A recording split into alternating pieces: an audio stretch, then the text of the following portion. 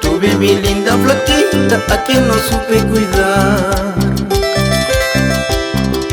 En un poco de descuido González se la regó. Ahora mi flaquita linda bien marchitada está, porque Keneche González un mal riego le dio. Tuve mi linda flaquita a quien no supe cuidar. En un poco de descuido González se la regó. Ahora mi linda flaquita bien marchitada está, porque Keneche González un mal riego le dio.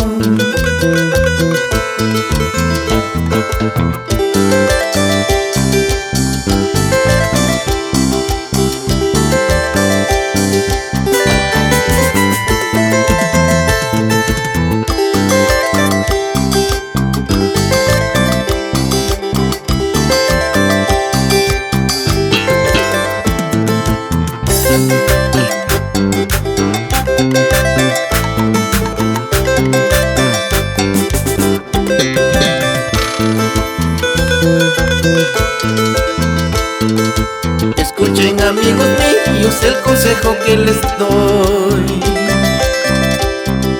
no dejen a sus jardines antes de regarlo bien. En esta vida que estamos ya no se puede confiar. Hasta tu mejor amigo se cree un regador, tremendo atrasador. Ahora me dirás, amigo, ¿quién es Keneche González? Es el que deja la leche en tu casa cuando te vas a chambear. Ahora me dirás, amigo, ¿quién es Keneche González?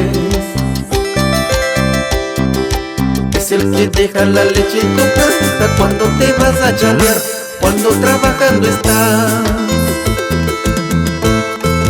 ¿Qué tal Keneche González? Entra a tu casa siempre y cuando sales. ¿Qué tal Keneche González? Entra a tu casa siempre y cuando sales.